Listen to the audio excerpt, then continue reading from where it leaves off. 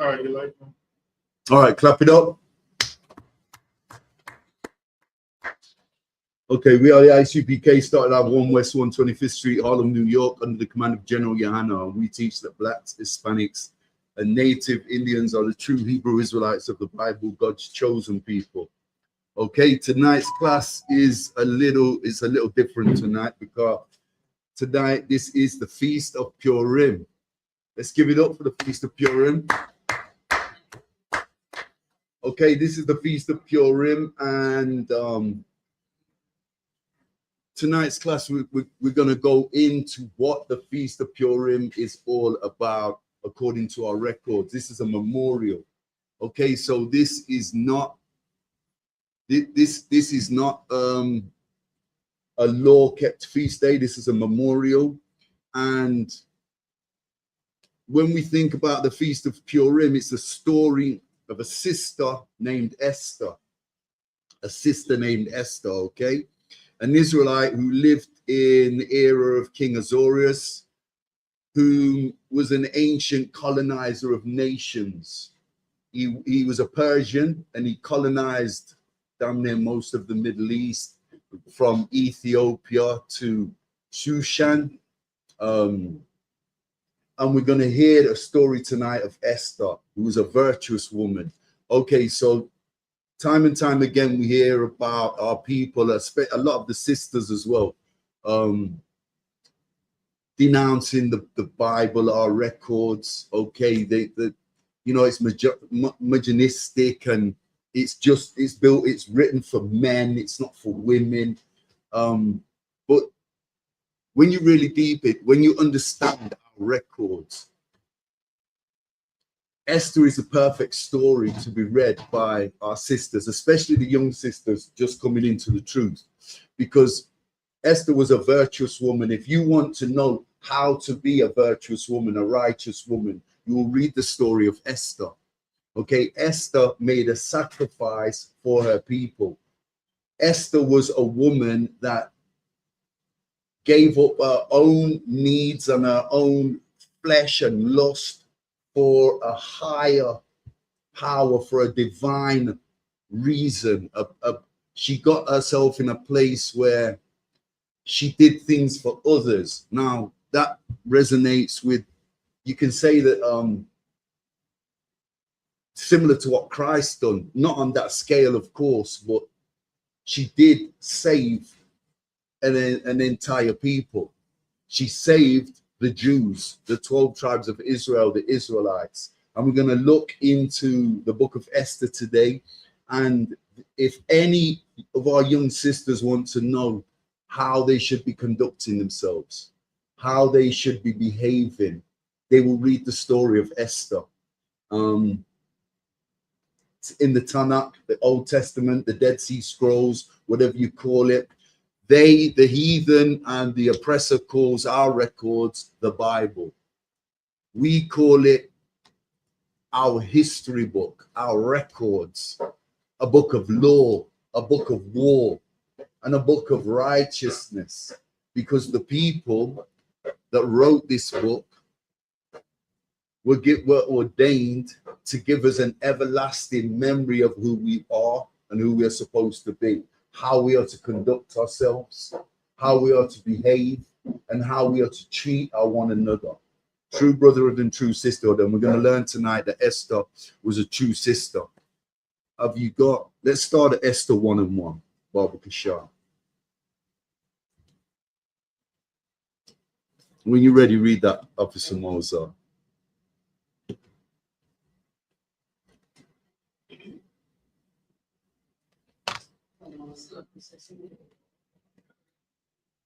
Silaki, can someone get the door? Other one, there's somebody at the door. Moser, come back. Esther 1:1, read that, Officer Moser. Other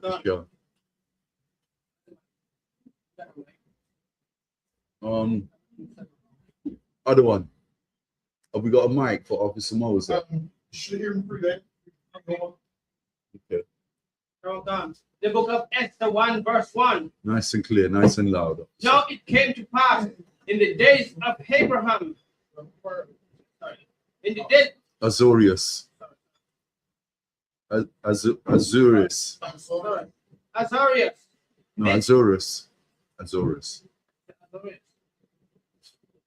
This is Azorius, which reigned from India even unto Ethiopia. Okay, so King Azorius was a Persian. He reigned from India to Ethiopia. Okay, he ruled over many lands. He was a colonizer. He was a Persian, which is an Elamite, an ancient Elamite, what we call today Pakistan, Afghanistan, Indian. Read. Over 107 and 20 province. Okay. So okay, read that again, Bob. Sure. Over 107 and 20 province. Over 107 and 20 province. Okay, so this is ancient Arania, the Persians, from Iran to Sushan, from Ethiopia to India. He ruled all these lands. How many provinces? 120. I'm sorry, 107 and 20 provinces. 107 and 20 provinces. Read on. That in those days, when the king Azorius sat on the throne of his kingdom, which was in Shushan, the palace. Okay, and where is Shushan? Does anybody know? I just mentioned it. I said from Shushan to somewhere, but Shushan is the actual place where his palace was and where he came from. Does anybody know what ancient Shushan was, what we'd call it today? I'll give you a clue. The Persians lived in Shushan. The Persians came from Shushan. What would we call Shushan today? Iran. Correct. Read on. In the 3rd year of his reign, he made a feast unto all his princes and his servants. Okay, so he threw a party in his 3rd year of rulership. He threw a party, a feast. Read. The power of Persia and Mede, the noble and prince of the province, being before him. And he threw this party, he threw this feast, and obviously it's a fake feast day. It's not one of our feast days recorded in our records. Okay, he threw it for his princes and his servants. Verse 4, Baba Kashar. Verse 4, when he showed the riches of his glorious kingdom and the honor of his excellent majesty. Okay, so he had all his riches on show. He had all his riches on show. He was a boozy king. Read. Many days, even 180 days. Verse 5. Verse 5. And when those days were expired, the king made a feast unto all the people that were present. Okay, in Shushan. So this is the next feast in Iran, in Persia, in Shushan. Okay, so then he made the next feast for the people that resided in his province. Read on. The place in the palace, both unto great and small, even days in the court of the garden of the king's palace. Verse 6. Well, hold on. Verse 5. Then he made the next feast day for the people that resided in his provinces. Okay, so we will get this. Read verse 6, Baba Kashar. Where, white, green, and blue, hanging, fastened with cord of fine linen. Okay, fine linen. This is the best of the best, creme de la creme. The decorations for the feast, green, white, and what? Green, white, cord, fine linen, and pure and purple of silver, rings and pillars of marbles. Okay, and we all know that marble's not cheap. Marble is one of the most expensive stones you can get. Okay, they plaster it up. They make it into coffee tables nowadays. It's real heavy material. They glaze it and varnish it so it looks shiny. You know, that shiny stone. So you know that King Azorius is going all out for this feast. He's got all his riches on show. Is in himself. Read on. From Khan. The beds were of gold and silver upon a pavement of red and blue and white and black marble. Khan, verse 7. Verse 7. From Khan.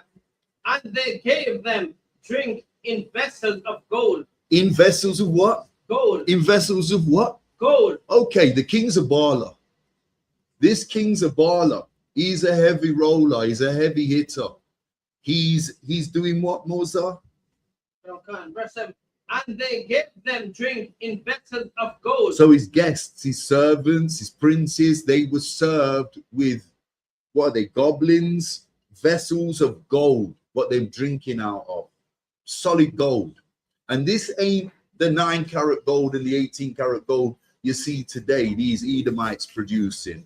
This is 24-carat solid gold, Indian gold, so-called Indian gold. The Persians were using these at their parties, at their feasts. Yeah. Read on, Baba Kasha. Vessels of gold. According to those vessels of gold, the vessels being diverse one from another, and royal wines in abundance according to the state of the king. Okay, so the king was a baller. King Azorius was a baller. Gold vessels to drink out of. Read. Verse 8. And the drinking was according to the law. None did compel. For so the king had appointed all the officers of his house that they should do according to every man's pleasure. And let's not forget, yeah, this is their law. This isn't the law out of our records. This isn't a lawful law for the 12 tribes of Israel. Okay, we're scattered amongst these people and we're living in many of their provinces. Okay, but let's not forget, we have our law. We have a law in our records, 613 laws. This is the king's own. These are his own made up rules and regulations and laws that he has within his palace and in his lands and in his provinces. Let's not forget, he's a glorified colonizer. And we know we're familiar with colonizers because we ourselves, as so-called Blacks, Hispanics, and Native Indians, were colonized by who? Who were we colonized by? The oppressor, the so-called white man, the seed of Esau. Read on, Moses, Baba Kasha. Verse 9. No. Use verse 8. Read verse 8 again, Baba Kasha. Verse 8. And the drinking was according to the law. Okay, so it was one of Asaurus's, the king's laws, that everybody drank. So imagine if you wasn't a drinker. Do you think you'd be invited? This was a law. Now, there's no law in our records. You won't find any law in the Bible that says you have to drink, you must drink. We drink on the feast days when we come together, not to get drunk, not to act out of order, indecently. We drink because in the spirit of brotherhood and sisterhood. We get merry, we have a good time, we hold a Sabbath service, and then we feast.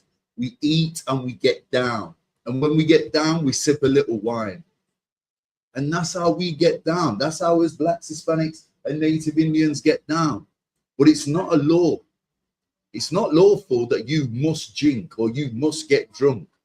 In fact, there is a law that you shouldn't defile your temple. You shouldn't be getting drunk and acting disorderly or out of order like these people, these heathen nations do today. Read on. None did compel. For so the king had appointed to all the officers of his house that they should do according to every man's pleasure. Okay, so this was our law, not the law of the Most High. The king accommodating his guests, how he sees fit, how he's recorded or written his law. This is King Azorius. Let's bear that in mind. Verse 9, Baba Kashar. Verse 9. Also Vashti, Also who? Vashti, Read on. the queen made a feast for the women in the royal house, which belonged to King Azorius. Okay, so this is the king's rib. This is his wife, Queen Vashti. And already we're going to learn about this character, this heathen. Okay, she's not an Israelite. She's not one of us. She's not a sister. But already she's making a party separate to the kings, just for the women. You wouldn't find that in the Isupk. You wouldn't find the sisters having a private party. And we have barbecues. Sisters have barbecues all the time. Have personal events at the house. I'm sure all the brothers are always invited, and it's not just a sister event, unless it's for something specifically for the sisters. Okay, this was an event that Vashti has brought about just for the women. Okay, so we're already starting to build a little character of this woman toward the other one. Read on. Verse 10. No, verse 9.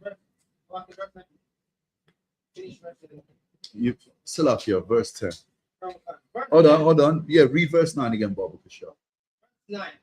Also Vashti, the queen, made a feast for the woman in the royal house, which belongs to King Ahasuerus. Okay, in his house, and she made a separate celebration, a separate feast just for the women. Verse 10, Baba Kashar. Verse 10. On the 7th day, when the heart of the king was merry with wine, he commanded Mahuman, Bastia, Harbona, Bigatha, and Abagatha. Okay, don't worry about the names. Hold it right there. So these are the chamberlains and female servants. What's a chamberlain? A chamberlain is a worker. It could be a gateman or a doorman or a bouncer or security of the palace. It could be a maiden, one of the young virgins, a servant within the palace. These are chamberlains. They're workers of the king. They're not owned by Vashti. They work for the king, Azorius.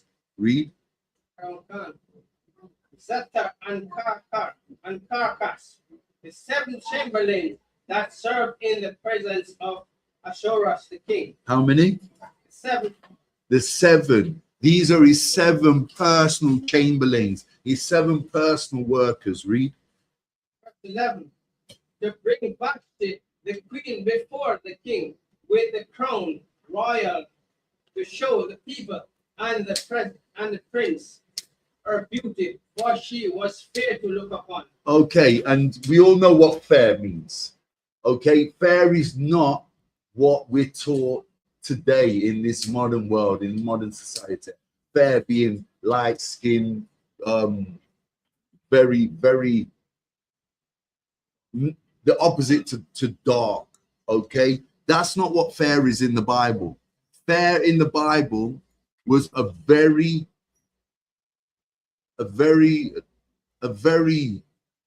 beautiful woman. That's what fair means in the Bible. Beauty beyond. Read that again, Baba Kashar. Verse 11.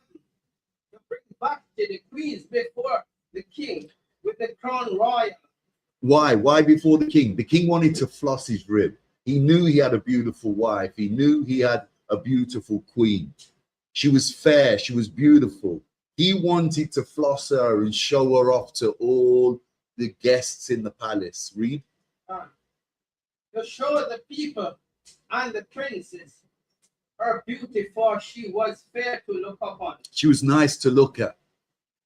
She was fair to look upon. She was nice to look at. Read. Verse 12. But the queen Vashti refused to come. Okay, she did what? Refused to come. Okay, so this is the king. He summoned his wife And he wants to show off her beauty to his guests, her radiance, her aura, her swag. What does this queen do? This so-called queen? And you know she's not a sister. How do we know she's not a sister? How do we know that Vashti is not one of our sisters? Well, do we have queens in Israel, sis? No such thing as a queen in our records. They've named her a queen, and he's a Persian. You can bet your bottom dollar she's a Persian, or she's one of the heathen nations. She's not an Israelite. She's not a sister. There's no mention of queens. We don't have queens. The best you can bet for a sister in Israel is a princess. There is no such thing as a queen in Israel. We do not have queens. Read on.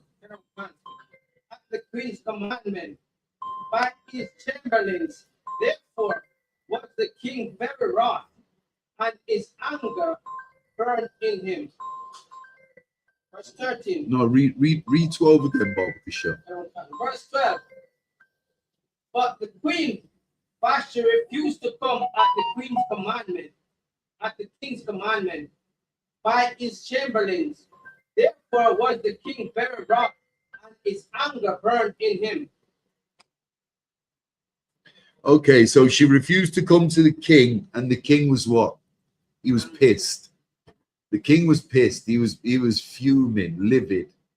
Verse 13. Verse 13. Then the king said to the wise men, which knew the time, for so was the king's manner. And who were the wise men? Who were the wise men that this story refers to? These are the king's advisors. These were the wise men. You wouldn't want an advisor who was an apprentice. You wouldn't want an advisor who was young and green and didn't know the ropes. His advisors were wise men, and that's what these were. These were wise men. Read. For so was the king's manner towards all that knew the law and judgment. Okay, so the king said to his advisors, who were wise men, he's summoned them. And why is he summoning them? He wants to ask them about what he should do about this woman, this rebellious woman, okay, who's building a character about Vashti. And this is, we said in the beginning, okay, if we want our sisters to know and understand and grasp how they should be behaving and conducting themselves, to look at the life and the lifestyle of Esther and read the book of Esther. But the mention alone of Vashti, this heathen woman, this is a perfect example of how our sisters should not behave and conduct themselves. Like a Beyonce or a Rihanna, or who else, Mozart? Nicki Minaj. You know them sisters that are me women, all about me, myself, and I. What can the world do for me? What can the world give me? They don't come out unless they're swagged and blinged up and flossing. They put no trust in the Most High God. They have no idea of who they are. Who's raised in the church, like the majority of us, and they believe in the nonsense that they've been taught. And now they've turned into wicked ass demons. They leave childhood, embrace adulthood, and they turned into wicked ass demons. You can hear it in some of their tracks, in some of their behavior in the media. I listened to an interview with Nicki Minaj on TV a few weeks ago, and I was left gasping. I was thinking, my God, thank God I don't know a sister like this. She's evil as hell, and she's so self-absorbed and all about herself. Do you know what I mean, Mozart? She hasn't got a humble bone in her body, not a single humble bone in her body. Where we at, Moses? Verse 14. Read on, Baba Kashar. Verse 14. And the next unto him was Tarshan, Shetar. Okay. Jump down to verse 15. Drop the names. Jump Verse down to verse 15. 15, Baba Kashar. What shall we do unto the queen Vashti according to the law? Okay, so here King Azorius is asking his advisors, the wise men, for advice. What should we do about Queen Vashti's attitude? What should we do about her rebellious nature? What should we do with her? Read.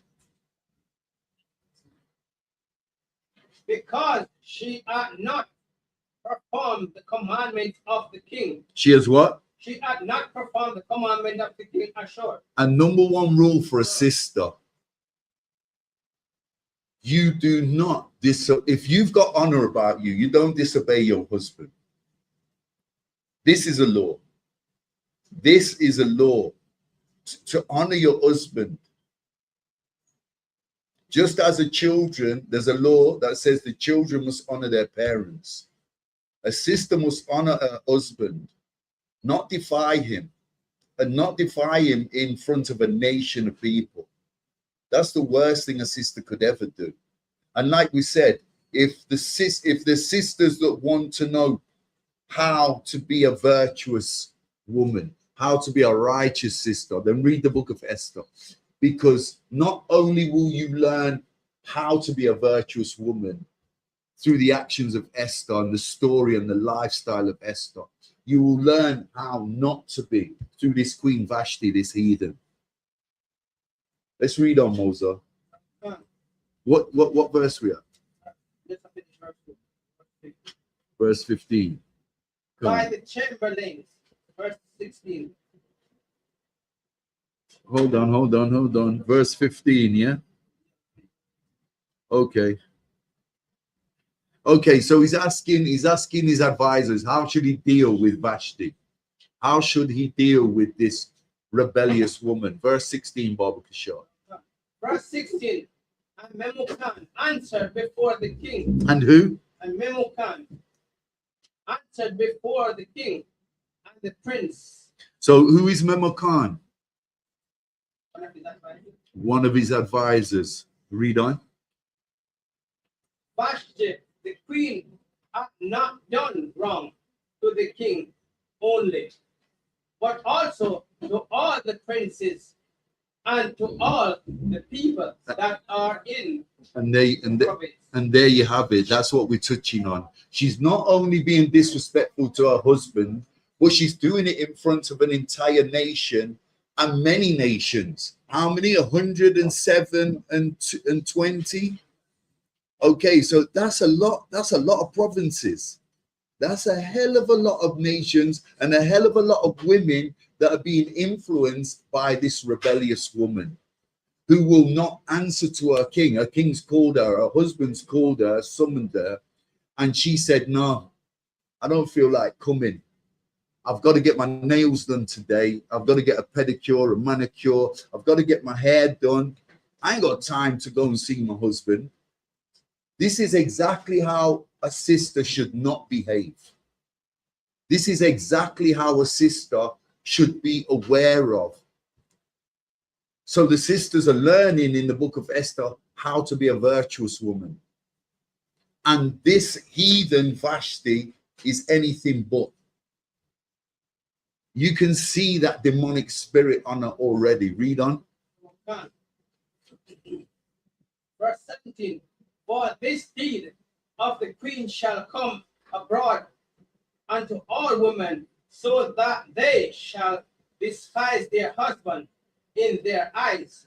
When it shall be reported, the king Ahasuerus commanded Vashti, the queen, to be brought before him, but she come not. There you go, she come not. So this rebellious attitude, it will influence other women. It's a knock-on effect. It's what we call a domino effect.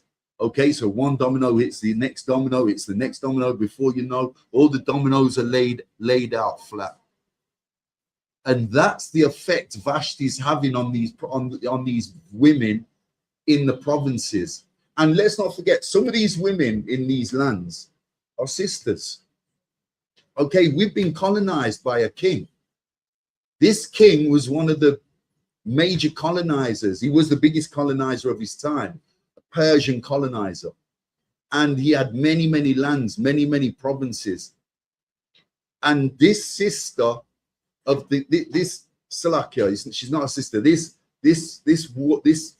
Vashti, this heathen woman, the king's wife, she was of a rebellious nature. She thought she was bigger than her boots. She was too big for her boots. Read on. Verse 18. Likewise, all the ladies of Persia and Media say this day unto all the king's princes, which have heard of the deed of the queen. Okay, and let's be honest. None of us like her. None of us brothers like a rebellious woman. None of us want to end up with a rebellious woman. Read on. Thou shalt there arise unto much contempt and wrath. Verse 19. And what? Contempt And wrath. okay, so what does a rebellious woman bring about? What spirit does she bring about? In a room, an aura? A rebellious woman, what does she bring to the table?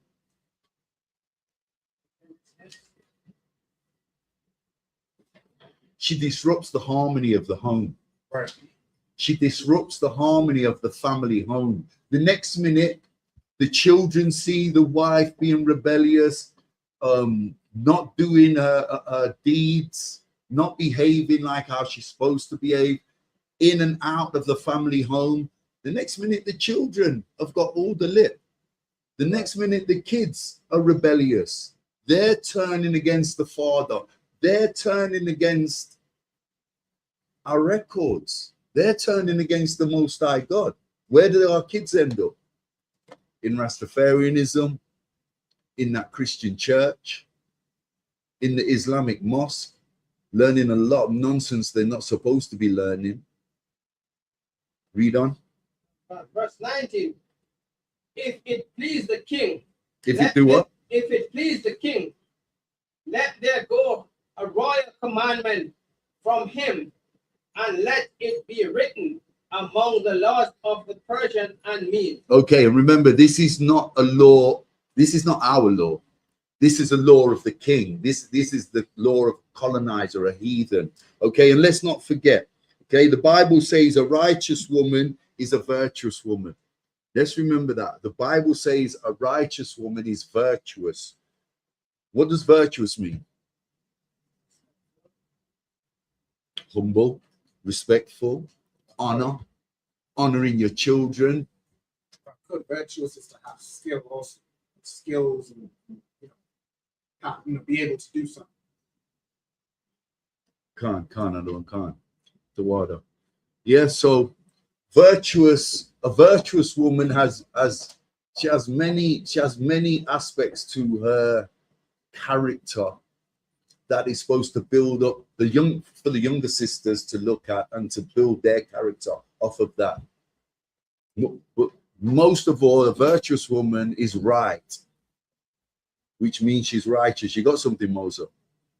I was just going to say, virtuous means to be productive and to be respectful. Go on. Okay, so the Bible says a righteous woman is a virtuous one. Imagine being married to a Nicki Minaj. Can you imagine? Can you imagine arguing, cussing every 5 minutes, wanting to always be in charge and wear the trousers? A woman like this brings about confusion. That's what a rebellious woman brings about, confusion, especially in the family home. We don't tolerate that in Israel. We won't tolerate confusion in the family home in the Isupk under the command of General Yohanna. That's right. We're building up virtuous women to be virtuous sisters. That's what we do in the Isupk. Read on, Baruch Shah. That it be, that not alter, that Vashti come no more. Salakia, verse 19. Yeah, read verse 19. verse 19. Seven it up. Come. If it please the king, let there go a royal commandment from him, and let it be written among the law of the Persian and Mede, that it be not altered, that Vashti come no more before King Ahasuerus. Okay, so this is a law for the Persian and the Medes. Remember, we keep reiterating this. This is not our law. These are not the laws of our records. These are laws that a heathen colonizer has made and put in his provinces. So we're Israelite brothers and sisters are scattered in some of these provinces, and we're having to live by these laws. And some of these laws might require us to be drunkards, to eat pork, to break the dietary law, the moral laws, the civil laws. The laws of these colonizers, the Persians, they're certainly teaching us to break our ceremonial laws, because here we are being a part of their feasts, which are absolutely nothing to do with us. You won't find them anywhere in our records. These records are for us, so-called blacks, Hispanics, and Native Indians, and nobody else. And we shouldn't be inheriting or hanging or picking up their traditions. Their traditions are vain to us. We have these records for a reason. Read on. And let the king. And let the who? And let the king give a royal estate unto another that is better than her. Okay, and let the king give her royal estate unto another that. So this is the advice the king is getting, yeah, to get rid of her. This is another thing that doesn't happen in Israel. You know, once you lay with a sister, sex is marriage in the Bible. Once you lay with a sister, it's a done deal. It's a done deal. She is your rib for life. She's your wife. And there's no putting her away. There's no such thing as divorce in the Bible. This is a law. This is a law. You can't just decide you've seen a skirt round the corner that you think is more attractive, and you keep it pushing.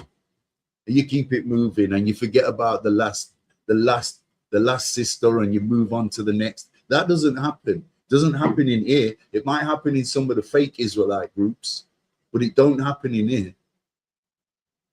Guaranteed. Read that again, Baba Kasha. Esther 1 verse 19. If it please the king, let there go a royal commandment from him, and let it be written among the laws of the Persian and Medes, that it be not altered, that Vashti come no more before the king Ahasuerus. Okay, so he wants to swap her. Basically, he wants an exchange, like how we go to a car sale, a car lot, and part X our cars. He wants to do this with his wife, which shows you how confusing these heathen nations are. And their laws are nothing like ours. Their laws are not built on righteousness, because their laws are what? What are their laws? What are the heathens' laws they make up? Vain. They're vain, definitely vain. Against our laws, if I could. They're against our laws, but most of all, they're not ordained. They're not from the Most High God. That's right. Our records, our laws have come from somewhere, a higher power. They're not, our laws are not man-made. Our laws have come from our Father who art in heaven. That's right. That's where our laws have come from. And that's why our law is perfect. If we can study this, get it right, and keep these laws, statutes, and commandments in our records, we become perfect. There's no man-made law that could make us perfect. They're never going to be perfect. You see them warring against each other. committing all kinds of atrocities, diseases, famines. Does everybody get this? Salaki, you got something, sir? Did you have something? Okay, you're reading. God on, Khan. Do you know where we're at? Yeah. 19. Khan. Read on, Bob. Read on, Pusher. Yeah. And if it please the king, let there go a royal commandment from him, and let it be written among the laws of the Persians and the Medes, that it be not altered, that Vashti come no more before the king Ahasuerus. Okay, and what does that mean? That let Vashti come no more. Means he's going to put her away. Right. He's going to get rid of her. You know, like that old clapped out Nissan, that old clapped out Datsun Sunny. Right. That the wheels came off. The wheels came off. It's not even worth spending any money to fix this whip. Right. This whip's dead. It's been shot, stabbed, and poisoned to death. Head gasket or every gasket missing. Right. Read on, Baba Kasha. Yeah. And let the king give her and let the king give her royal estate unto another that is better than she. Give her royal estate to another. So, and here's another thing that differs about us and the heathens. He's giving his queen, which we would never find in Israel. There's no queens in the Bible. Right. He's given his his wife, a portion of the estate, which you find with the Windsor royal family today. You find with the English royal family, they give, even the women get a portion. Our sisters do not get a portion. They'll have everything. If the husband has 10 acres, that belongs to the family. Yes, he'll control it and he'll have the last say, but them 10 acres are the family's 10 acres. This is how we are in Israel. We don't separate the family by separating the portion of our heritage, our inheritance. We don't do that. Israel wasn't given to one tribe or two tribes. It was given to 12 tribes. And yes, the land was divided, and Ephraim lived here, and Benjamin lived here, and Manasseh had a piece of land, and Zebulun had a piece of land. But that wasn't to say that Judah couldn't go into Zebulun, and Zebulun couldn't go into Asher. We know from our records that Asherites married Levites. We know from our records that Naphtaliites married Issacharites. Within Israel, it wasn't just a thing where Judites married Judites, Benjamites married Benjamites, Reubenites married Reubenites. You didn't lose your inheritance or your bloodline if you married a sister or a brother from another tribe. You got something, other one? Yeah. So basically, the thing, the inheritance passed down through the male, through the man's name. So obviously, you being a Judite, you can marry any of the other tribes. That wouldn't deplete your land. That land wouldn't be like if a Levite came and married. It goes through the male, basically, right? So if it's a female, then she can't marry outside of her tribe. Right? There are two sisters that was. I was gonna touch on that after. Yeah. Also. Duada. Since you're gonna touch. No, Duada, you've done it now. You've done it. Yeah. So what the officer said, what Officer Tazapawan said was that the lineage is only passed on, the inheritance is only passed on through the loins of the man, which is correct. So the man, if a Judite married a Reubenite, all the kids would still have the inheritance of Judah. Okay, but if a Gadite married a Gadite woman, married a Naphtaliite, she would lose, her children wouldn't have the inheritance of Naphtali. Her children would have the inheritance of Humoza. a Naphtali. Okay, so do we all understand this? The inheritance was through the loins of the father, according to our records. Read on, Baba Kashab, getting off subject a little bit. Right. Verse 20. Now, Vashti, 19. No, verse 20. No, jump that. Just go down to 20. Baba Kashab. And when the king decreed, and when the king's decree, which he shall make, shall be published throughout all his empire, for it is great, and the wives shall give to their husbands honor, both to great and small. And can anybody tell me what a decree is? What's a decree? Decree is like an order. It's statute. Okay, so a decree is a statute, exactly. It's a command or an order. Okay, so the king's made a decree here. Read that again, Baba Kashar, the one. Yeah. And when the king's decree, which he shall make, be published throughout all his empire, for it is great, all the wives shall give to their husbands honor, both to great and small. So the king was so pissed off with Vashti, his wife. Right. He made this a decree, he made it a law, an order, a command, that in all the land, in all his provinces, all 177 and 20, yeah, in all his provinces, he made a decree that the wife must honor their husband. So if the husband summoned you, you would honor whatever your husband told you. Do we all follow this? Okay, verse 21, Baba Kishore. And the saying pleased the king.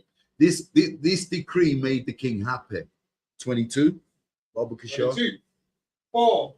For he sent letters into all the kingdoms, provinces, into every province according to the writings thereof. And this was no joke. This became a big thing to the king because he sent letters to all the provinces. That's what is it, 190 provinces? 127. No, 120 and 7. Yeah, 127 provinces. That's 127 lands or portions of land or nations. Okay, and he sent this decree through mail to every single one of them. Imagine that. On horseback, my God. Camel, horseback, donkey, right. Mule, jackass. Read on. Yeah, 22 provinces thereof, and according to the writings thereof, and to every people after their language, that every man should bear rule in his own house, and that it should be published according to the language of every people. Of every people, okay? So a lot of the provinces had different tongues, because they had different languages. That's why he had to do this. They didn't all speak Persian. They didn't all speak Amharic. They didn't speak Arabic. You know, yeah, the Arabic and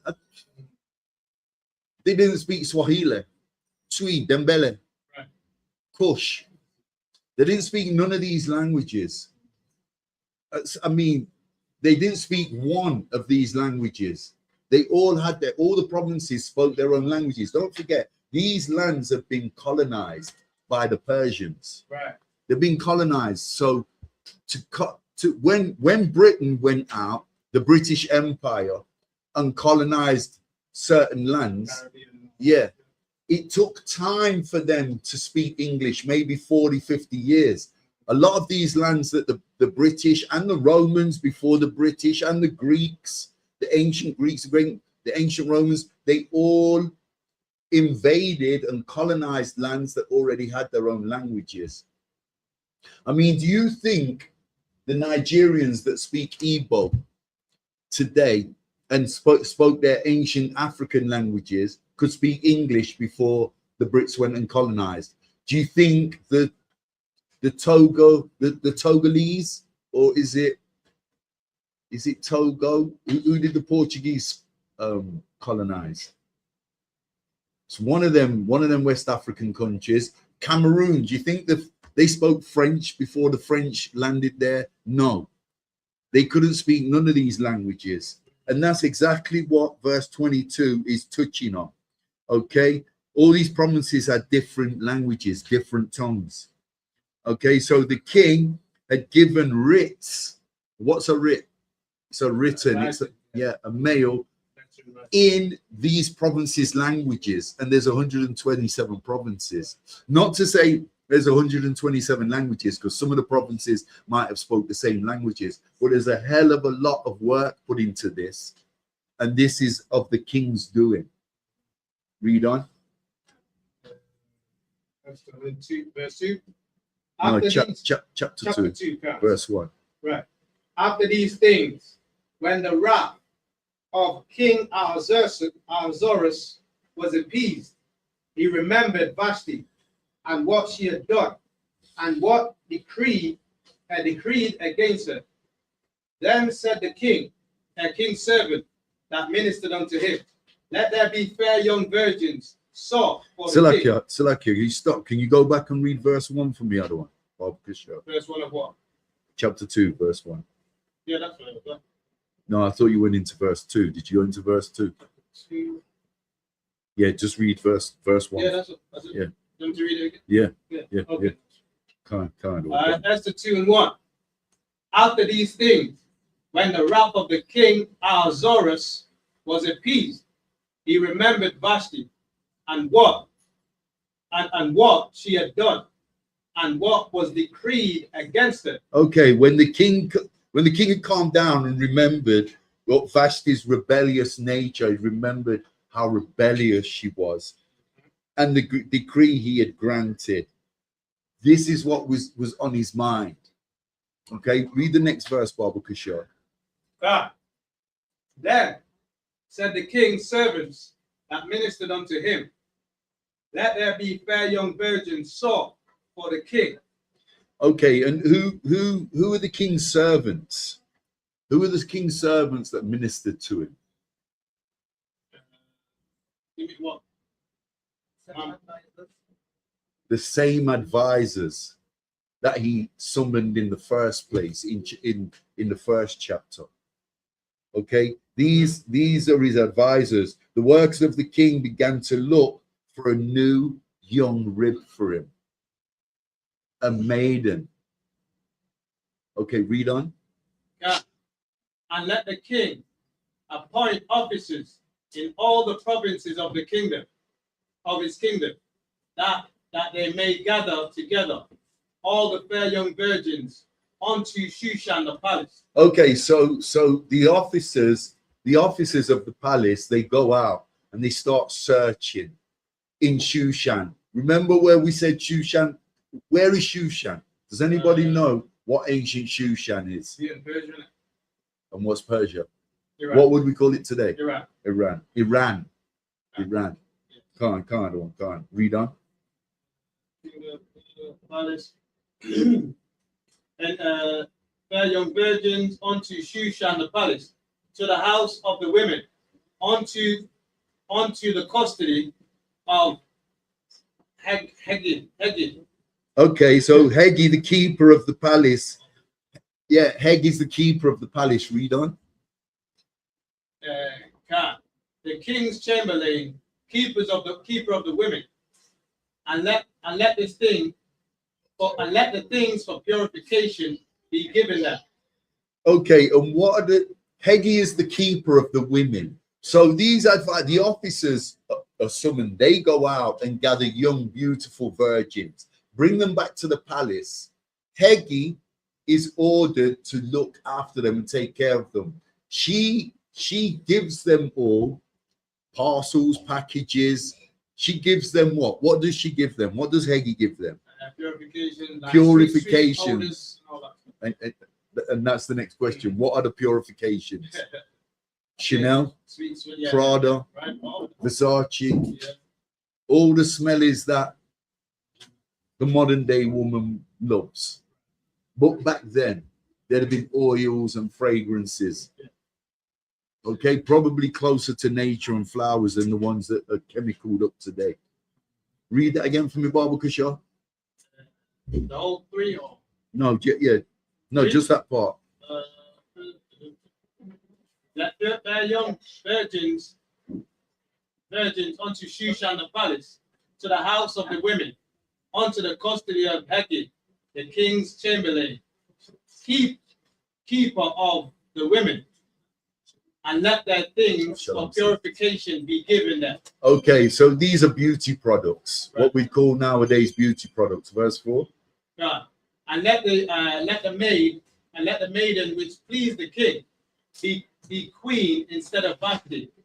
Instead of who? Instead of Vashti. Okay, so one of these females are about to walk into the shoes of Vashti, take over and be the new Vashti. She's out. She's ousted. She's gone. It's a done deal. Verse 5, Baba Kashar. Verse 5. Now in Shushan the palace, where there was a certain Jew whose name was Mordecai. A certain what? A certain Jew. A certain Jew named Mordecai. Read. God, whose name was Mordecai, son of Jair, the son of Shemai, the son of Kish, a Benjamin. A yard man, a bona fide yardie. Okay, probably from Kingston Town. Read that again, Baba Kishar. God. Now in Shushan the palace, there was a certain Jew whose name was Mordecai, the son of Jair, the son of Shemai, the son of Kish, a Benjamin. A Benjamite. And where are the the reason we said yardies, where are the Benjamites today? Yeah. The tribe of Benjamin, the last born son of Jacob.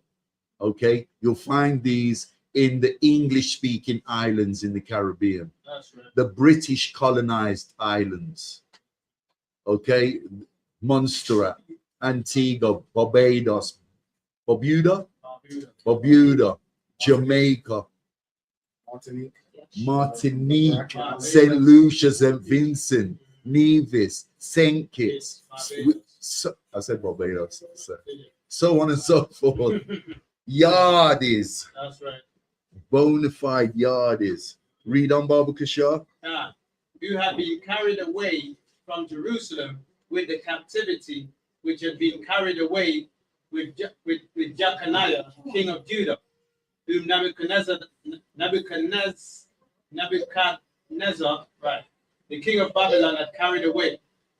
Okay, so taken to Shushan in captivity from Jerusalem. This Benjamite had been taken with all the Benjamites, and not just Benjamites, other tribes. We can't say all 12 tribes because there's no records of this in the book of Esther. But it could have been 9 tribes, it could have been 6 tribes, it could have been all 12. Do we all follow this? Yeah. Depends who was in Jerusalem in this era, in this time. But we know the Benjamites were there. We know the southern states. We know the Levites were there. Okay, read on, Baba Kashar. And he brought up Hadassah, that is Esther, his uncle's daughter, for she had neither father nor mother, and the maid was fair and beautiful. Esther was fair and beautiful. Again, fair does not mean like skinned. Right. Fair just means she was stunning to look at. That's right. Just like the sisters in Israel. Our women are stunning. Okay, so if Vashti was nice to look at, you can imagine how sweet and crisp Esther was. Esther is described as fair. She was absolutely stunning, and we're going to find out how beautiful this sister was. Read that again, Baba Kishar. God, and he brought up Hadassah, and he brought up Hadassah, that is Esther, his uncle's daughter, for she had neither father nor mother, and the maid was fair and beautiful. And just so you know, Nebuchadnezzar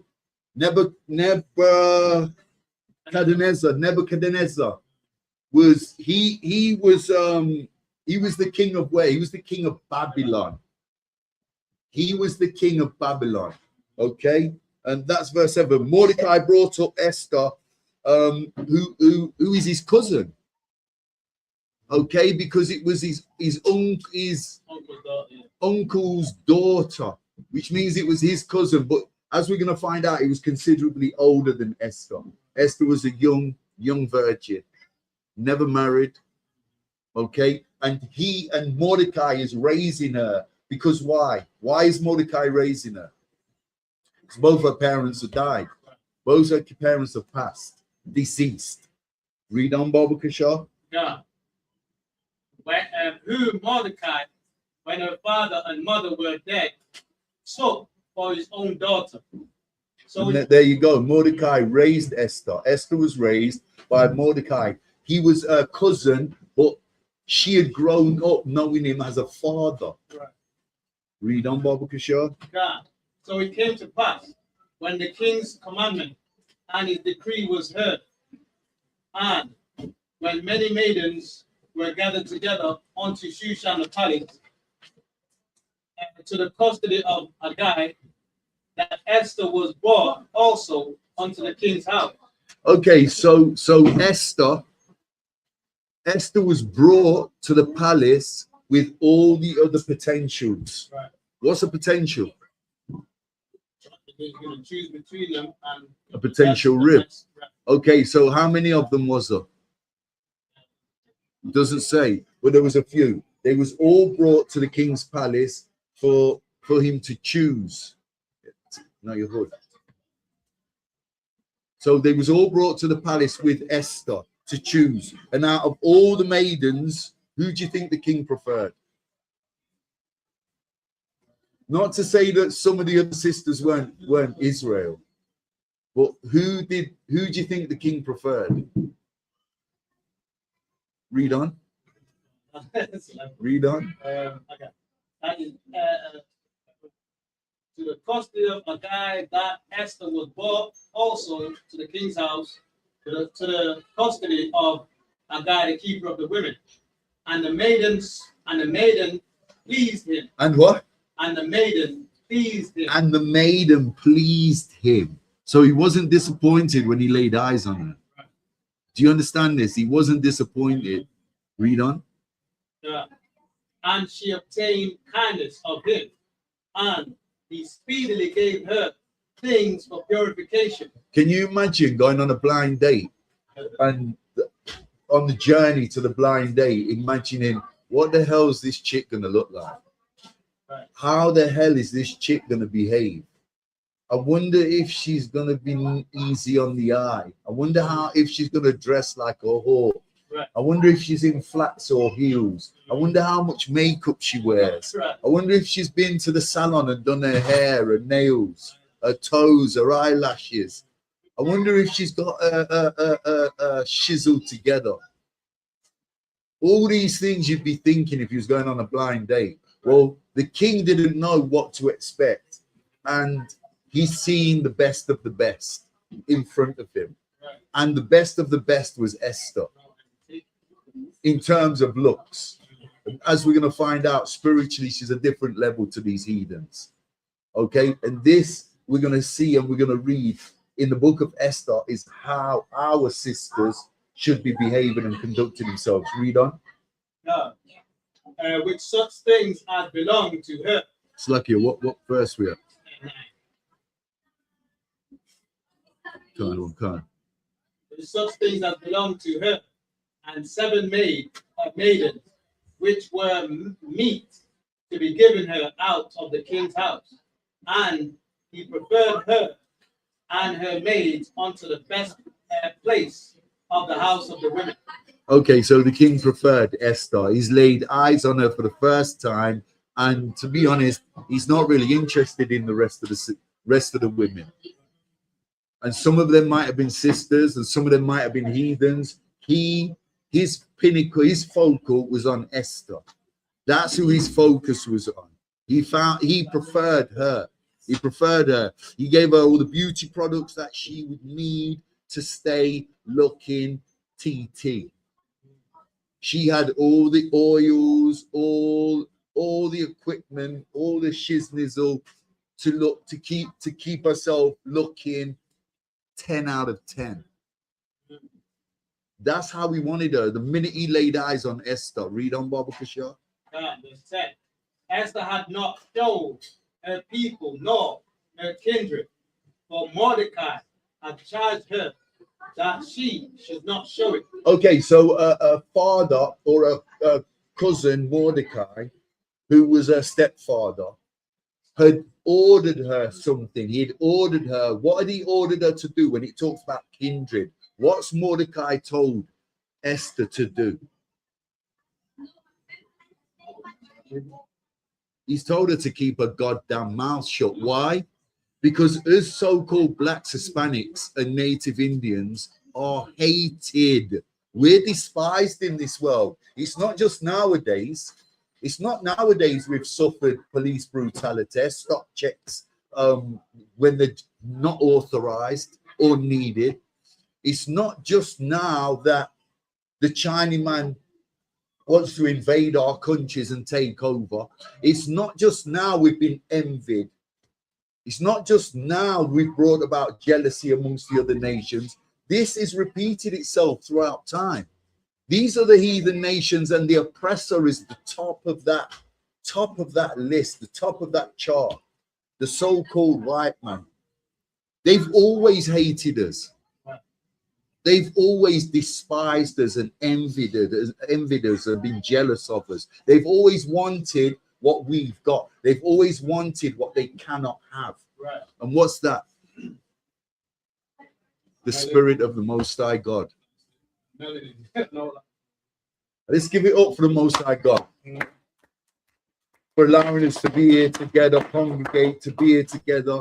And let's thank him for being here, being present in this room tonight, and allowing us to take part in his memorial, the feast of Purim. Okay, read on, Baba Kishar. Yeah.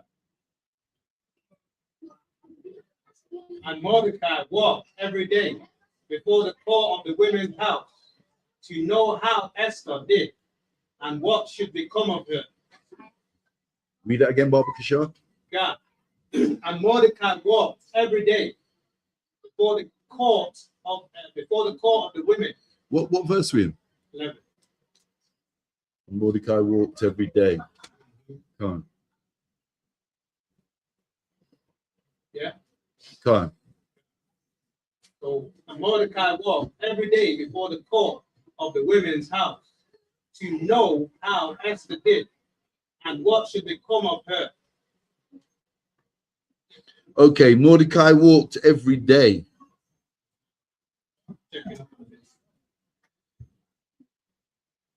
Jump down to verse. Let's jump down to verse 16, Baba Kishar. Yeah. So Esther was taken unto King Ahasuerus into his house royal in the 10th month, which is the month Tebet. Okay, and I believe Tebet is January, February, the 10th month in the Hebrew calendar. In the Gregorian calendar, it would be around January, February. Read. God, in the 7th year of his reign. Okay, so Esther is taken into the king's royal house. Read on. God, and the king loved Esther above all the women. Okay, so this is where Vashti gets ousted. She's gone. It's over. It's a done deal. She gets replaced, exchanged. Part exchange deal, call it what you want. She's out, Esther's in. Read on, Baba Kishar. God, and she obtained grace and favor in his sight, more than all the virgins, so that he set the royal crown upon her head and made her queen. And remember, Esther is an Israelite, so she's not really a queen. She's only a queen in the eyes of the heathen. Right. She'd never be a queen to us. Read on, Baba Kishar. God, and made her queen instead of Vashti. Then the king made a great feast unto all his provinces and his servants. Again, What verse is that, Paul? 18. 18. Come on. And the king made a great feast unto all his provinces of his servants, even Esther's feast. And he made a release to the provinces and gave gifts according to the state of the king. Okay, so Azora starts throwing parties left and right. He starts throwing them all over the place. Feasts here, feasts there, feasts up in the air for fun. Read on. And when the virgins were gathered together. And when the what? The virgins were gathered together. Okay, so when the virgins were gathered together. Read. The second time, then Mordecai sat in the king's gate. Esther had not yet showed her kindred nor her people, as Mordecai had charged her. For Esther did the commandment of Mordecai. Okay, so he's throwing parties left and right like his name's P. Diddy. You know what I mean? He's just throwing them just randomly anywhere. And of course, this is all the effect of him laying eyes upon an Israelite woman. It's not a heathen. He's laid his eyes upon an Israelite woman and he's turned fool. He's just turned into a foolish madman. Start throwing parties left and right. Read on. For Esther did the commandment of Mordecai, like as when she was brought up with him. Read that again, Baba Kishore. For Esther did the commandment of Mordecai, like as when she was brought up. What verse is this? 20. 20. Read that again, Baba Kishore. For Esther did the commandment of Mordecai, like as when she was brought up with him. Okay, why? Because Esther is disciplined. That's right. She's a virtuous woman. She's got discipline. She does as her father ordains her to do, orders her to do. Read on. She hasn't got a rebellious bone in her body. She's nothing like this heathen Vashti. And that's why this woman, this heathen, got replaced by a sister in the first place. Read. In those days, while Mordecai sat in the king's gate, two of the king's chamberlains, Bigthan and Teresh, of those which kept the door, were wroth and sought to lay hands on the king Ahasuerus. There you go. Mordecai sat in the king's gate and he heard the whispers amongst these two glorified bouncers. These security that was supposed to be guarding the king, guarding the palace, and they're planning and plotting and scheming to murder him, to unalive the king. Read. 22. And the king was known, and the thing was known to Mordecai, who told it unto Esther, the queen. Okay, so Mordecai heard their treason and their scheming, and he went and whispered it to Esther, who was now the king's rib. Read. And Esther certified the king, thereof in Mordecai's name. Okay, so Esther gets told, who tells the king, verifies she got the word from Mordecai. So the king knows this info came from Mordecai. Read. And when the inquisition was made of the matter, it was found out. Therefore, they were both hanged on tree. Okay, so these palace bouncers, whom were really double agents, that's what they were. They were like spies. They was trying to kill the king. What would that be called nowadays? Treason. High treason. Punishable by. They was hung on a tree. Punishable by death. They was caught. There was an inquiry held. They was found guilty. And they was taken out into the hills and they was hung from the treetops. They got their just rewards. Read on. And it was written in the book of the Chronicles before the king. Okay, what Chronicles book is this talking about? Is this talking about our records? I think that's King Ahasuerus. No, it's Azorus' Chronicles. So a king of any of the heathen nations will have a Chronicles, records of his time in office. What is this? Of his time in office. These are their chronicles. These are the heathen chronicles. They're nothing to do with us. They're not in our records. Do we all follow this? Read on. Chapter 3:1. After these things, did King Ahasuerus promoted Haman. Okay, so after this, the king went out and raised up Haman. Haman's an Edomite. He's a so-called white boy. Read on. The son of Amadatha. The son of Amadatha. Read. The Haggagah, and advanced him, and set his seat above all the princes that were with him. So Haman overnight became in charge. He just have you ever been at work as an Israelite, as so-called blacks, Hispanics, and Native Indians, and worked your butt off, worked your backside off for years, 2, 3, 4 years, and then just under the radar, some white boy flies in and takes the job you've been after. Half of your damn near adult life, he just walks straight in, first day on the job, he's your supervisor. You left scratching your head thinking, how the hell does this work? How the hell has this happened? I've given this Edomite 7 years of slavery for minimum wage with the promise of getting this supervisor's job, this managerial job. And this white boy just comes, walks in through the net, under the radar, and steals my position. That's rightfully my post. I know a lot of brothers have felt this. A lot of brothers and sisters have felt this. Read on.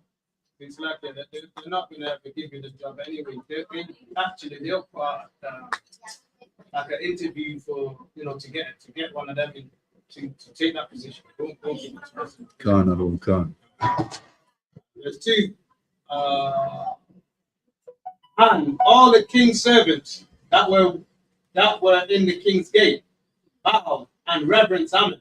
So everyone bowed to Haman. Everyone was in awe of this so-called white man. Read. For the king had so commanded. Don't this sound familiar to today?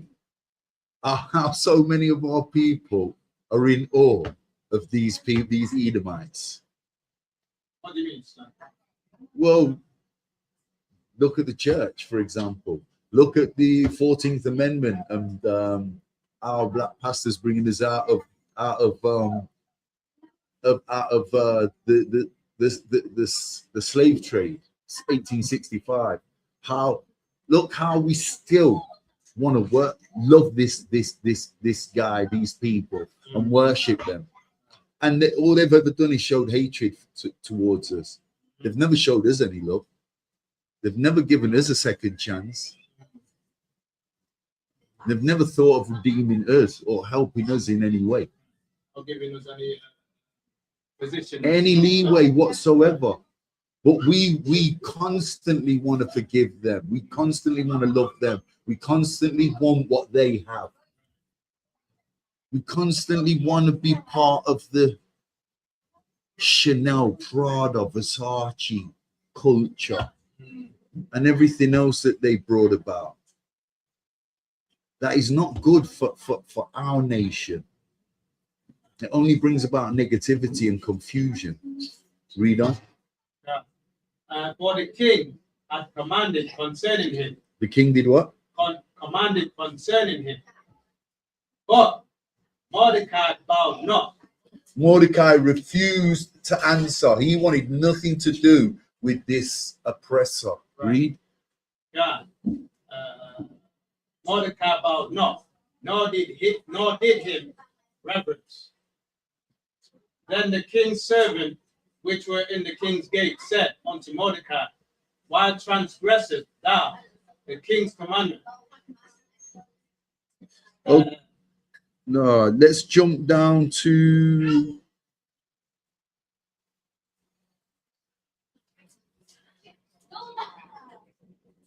verse.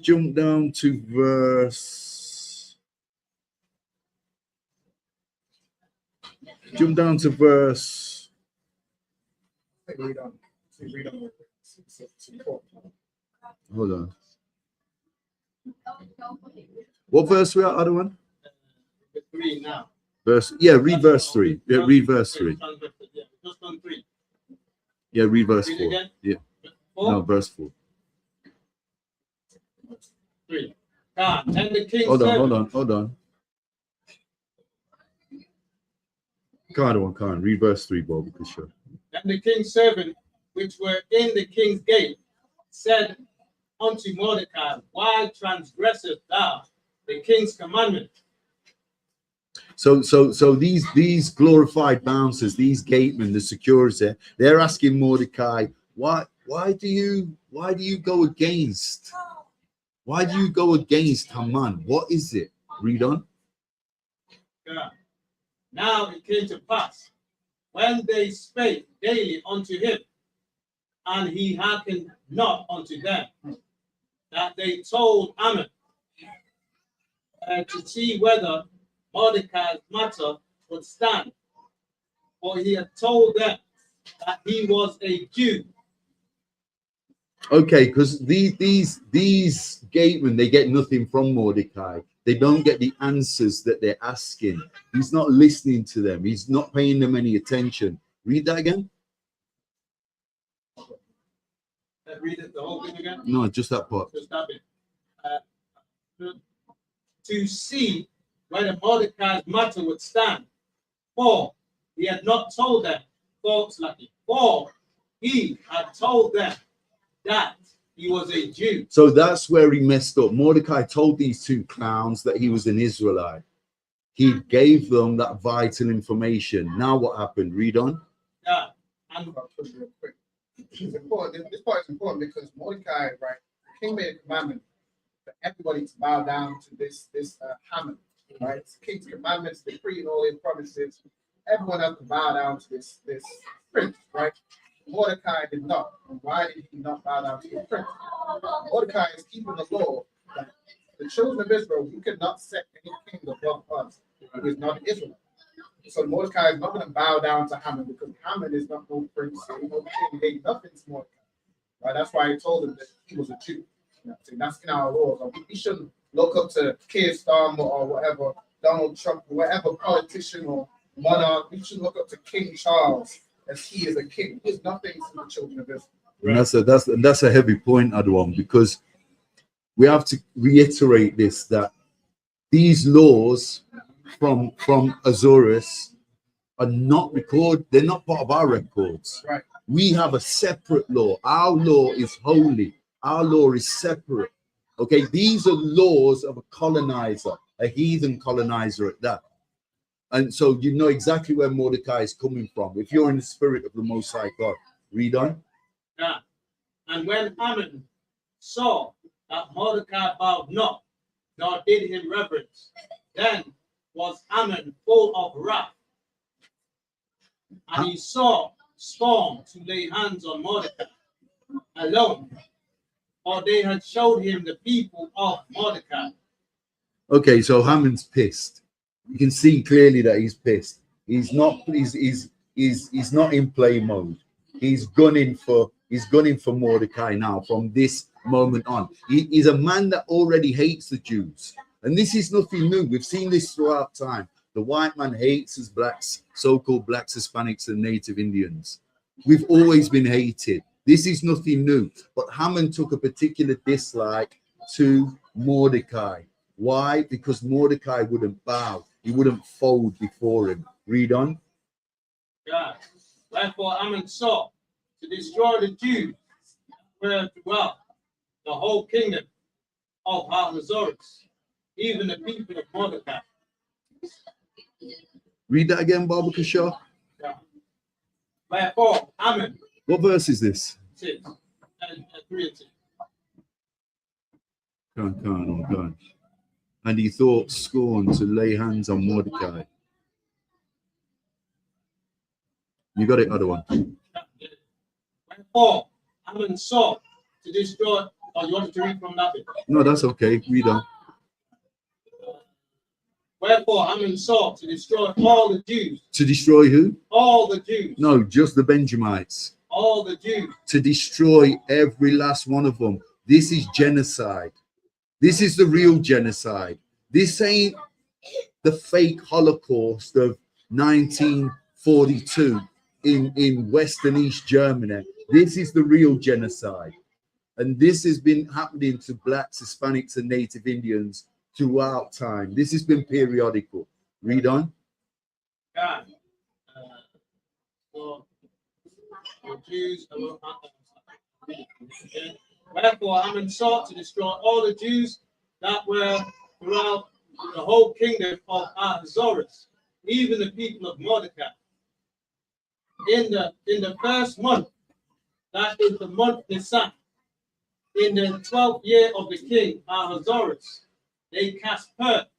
That is the lot. And let's not forget, Mordecai had gave a command to his daughter Esther. He had told her, do not give these heathen your inheritance. Don't tell them your bloodline. Maybe he should have took his own advice. Do we all follow this? Maybe he should have listened to his own theories and his own order to his daughter, to his stepdaughter. Then he wouldn't have been in this pickle. They would have found out eventually, but they didn't. They wouldn't have known on the time. These gatemen wouldn't have been able to go and snitch on him. Do we all follow this? No. They wouldn't have said the decree to kill all the Jews if they didn't know he was a Jew. That being my point. They want him to make reference, right? Oh, yeah, doing that right there. They would have allowed him potentially not. But they wouldn't have known he was a Jew at that moment. Yeah. Read on, Bobby Kishore. In the first month, that is the month Nisan, in the 12th year of King Ahasuerus. So King Ahasuerus has been in power for 12 years. Read. They cast Pur, that is the lot, before Haman from day to day, and from month to month, to the 12th month, that is the month Adar. Okay, jump down, read on. Let's see. Down to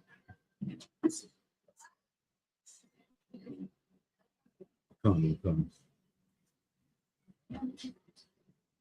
Ah, time's gone.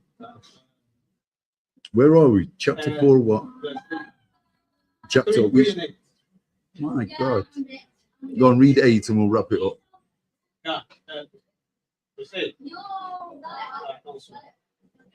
And Haman said unto King Ahasuerus, there is a certain people scattered abroad and dispersed among the people in all the provinces of thy kingdom, and their laws are diverse from all the people, neither keep they the king's laws. Therefore, it is not for the king's profit to suffer them. Okay, and so we're going to wrap it up now, but you can see from verse 8, this scheming little dog, Haman, is trying to plant that seed in the king's head. Right.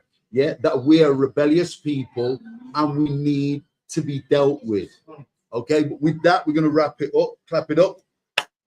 We're going to finish off with 9 chapters tomorrow night. Okay, so the second part of the Feast of Purim, and we'll finish up with the story of Esther tomorrow night. Okay, Captain said the officer Dungabar said he wanted the Lord's Prayer, but I don't know. I'm Madiam. Let's give the teacher one courtesy salute. Men of Israel, I'm Madiam. I'm Madiam Shabbat. I'm Madiam. Barak. Yahweh Shem Yahushua Barakatah. Yahweh Shem Yahushua Barakatah. Yad Yamatah. Sa. Sisters. I'm Madiam. I'm Madiam Shabbat. I'm Madiam. Barak. Yahweh Shema Adam Ba'al Yad Yamita. We'll quickly read the Lord's Prayer. Should have done the Lord's Prayer first. Sometimes it's the Alright, Abinawa. Salakia, Sar, turn and face the Face east. the east. Wrong way, guys. Alright, the Lord's Prayer in the Hebrew.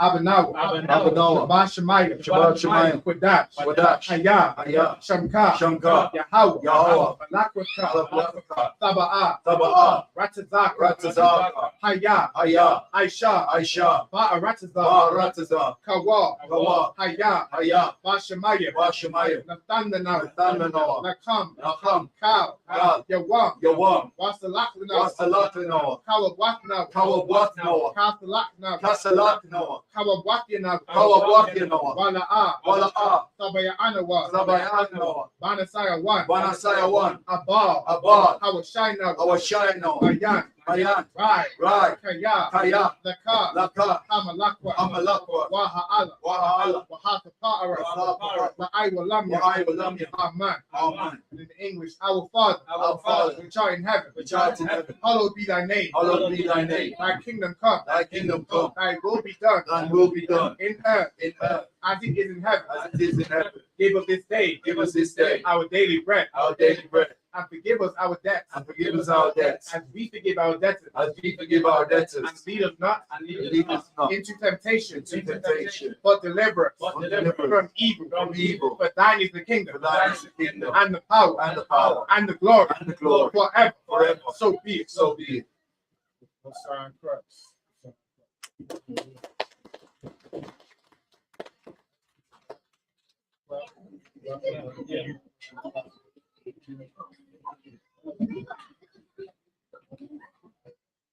Second, yeah.